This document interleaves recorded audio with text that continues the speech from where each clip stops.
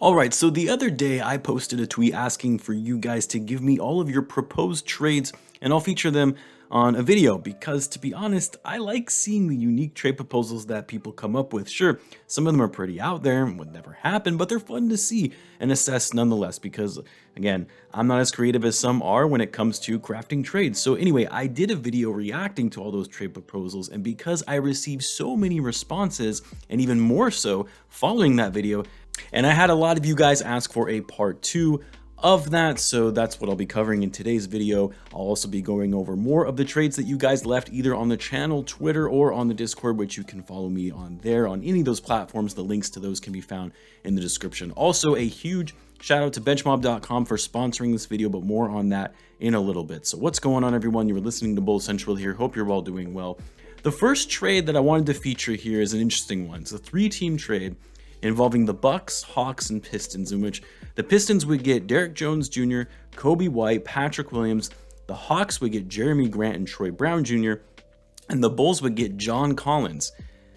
Yeah, I don't like this trade for the Bulls. Like, it's creative. It's a creative trade package, and I actually think that this trade absolutely makes sense for the Pistons and the Hawks, given the Pistons would get young pieces, which is what they're looking for in a rebuild. The Hawks would get another strong scoring option and fringe all-star type player in Jeremy Grant and Troy Brown Jr.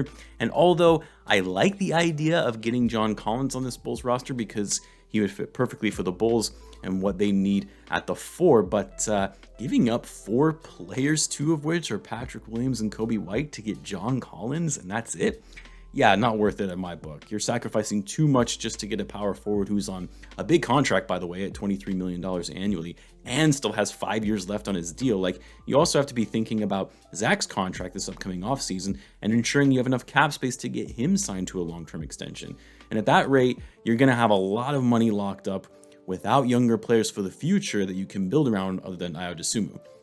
The next one I received was a trade, another 3-team trade actually, and a lot of moving pieces here. This involves the Bulls, the Blazers, and Suns, in which the Bulls would get Robert Covington, Elfrid Payton, and Jalen Smith. The Blazers would get Troy Brown Jr., Landry Shamet, and Javonte Green, and the Suns would get Derrick Jones Jr., Tony Bradley, and Matt Thomas.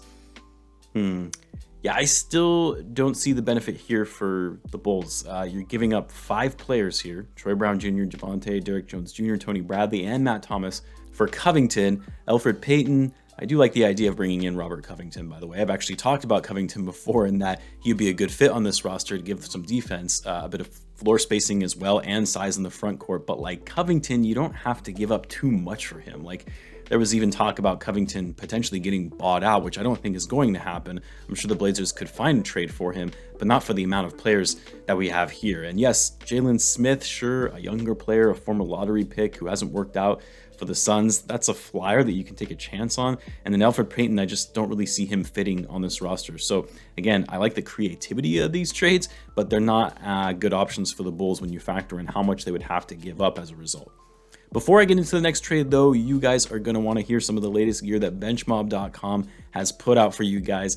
And they're also giving the viewers on this channel an exclusive offer of 20% off your purchase. Benchmob.com just recently released their latest design of the Shy Slamma Jamma t-shirt. You can get that shirt as well as other Benchmob gear to show your support for the Bulls Benchmob. They're also going to be releasing some new hoodie designs as well, so stay tuned for that. You can check out the link to their site in the description, and you can use the code BullsCentral20, all one word, to get 20% off your orders. So thank you to benchmob.com for sponsoring the video, and thanks to you guys for using the code to help support the channel. But with that said, let's get back into these trades. So the next one I received was the obligatory trade for Jeremy Grant. Grant is probably the most talked about trade prospect and trade rumor for the Bulls, and I have to say, I was a little surprised there weren't more Grant proposals, but I like it because I don't think a trade for Jeremy Grant is realistic based on the assets that the Bulls have available to them. But in this scenario, the Bulls are trading Derrick Jones Jr., Troy Brown Jr., Matt Thomas,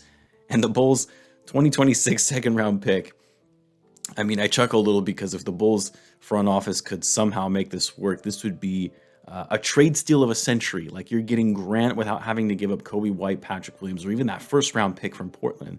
That's what's funny about this trade machine, is because it says that it's successful because the salaries match up, but obviously it doesn't take into consideration the value of any players. Like, the Pistons would never go for this. Kind of goes back to what I was saying in the first video on this topic, like, you have to think about how this works for other teams and whether they benefit from it as well. Like, the Pistons are looking to trade Grant not because he's a bad player, they just don't want him. No, it's because they're rebuilding and he doesn't fit their timeline. And because he's their best player, he has a lot of trade value to send to a team that is looking to win, who might be willing to give away future assets to help them with their rebuild. Derrick Jones Jr., Troy Brown Jr., Matt Thomas are not going to get it done.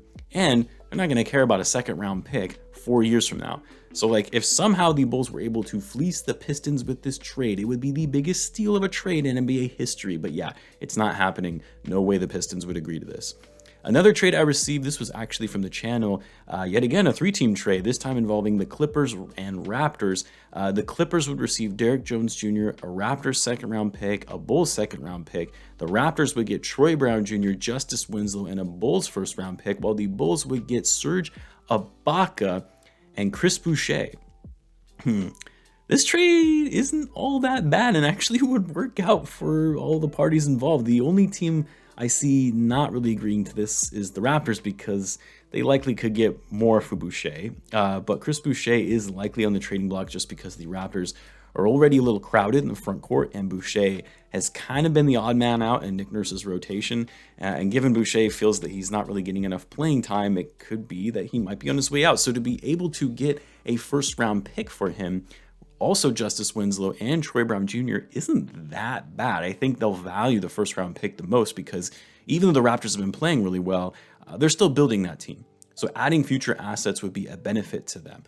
The Clippers, hands down, would take this trade. You're getting 2 second-round picks and Derrick Jones Jr. for Serge Ibaka. That's a no-brainer. And for the Bulls, I mean, I really hesitate to give up Troy Brown Jr., but if you're getting a solid backup veteran big man in Serge Ibaka, who has championship experience, it's not like he's that old either. He's the same age as DeMar DeRozan, a combo power forward and center that can give you some rebounding and rim protection off the bench would be great. And then Chris Boucher. I actually really like Boucher's game.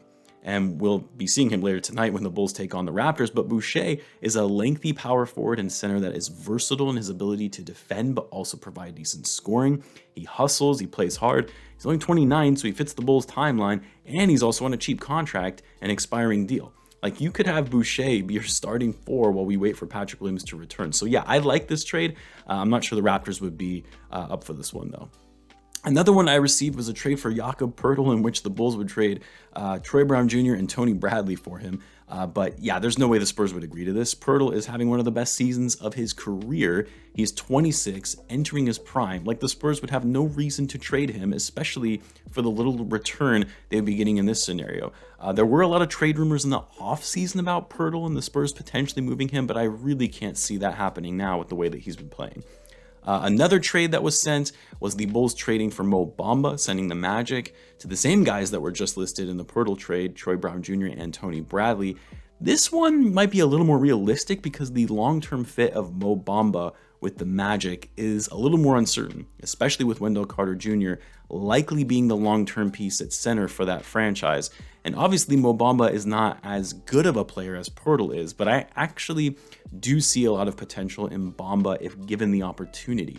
And he's actually having a solid season thus far since the Magic have had some injuries. He's putting up 10.3 points per game, 8.1 rebounds. He's actually shooting the 3 ball, adding that to his repertoire. So it's another piece that spaces the floor, and he's a great shot blocker. I mean, the more I'm thinking about this, the Magic likely wouldn't do this trade because Bradley and Troy Brown Jr. likely isn't enough for Mo Bamba. But I do think Bamba would be a great fit on the Bulls to give them some more size and defense in the front court. Let's do one more. This one I also received on the channel, and it's Coby White, Derrick Jones Jr. for Kyle Kuzma.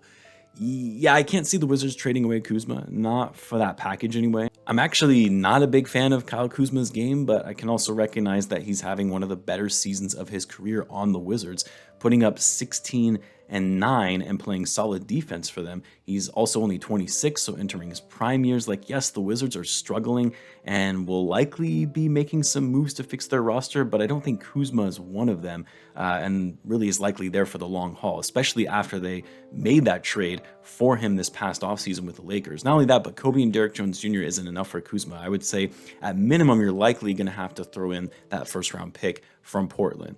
Anyway, guys, I will end it there for this edition of my reactions to your guys' trade proposals. The trade deadline is a week away from today, so I'm sure we'll see how some of these things play out in the next week, and I'll be sure to cover any trades that do go through for the Bulls. Don't forget, the Bulls will be taking on the Raptors later this evening. The All-Star reserves will be announced later today, so hopefully we hear some good news from Zach Lavine. Until then, as always, guys, be sure to subscribe if you're a Bulls fan, as I do post daily Bulls content. Thanks again for tuning in, guys, and I will catch you in the next one.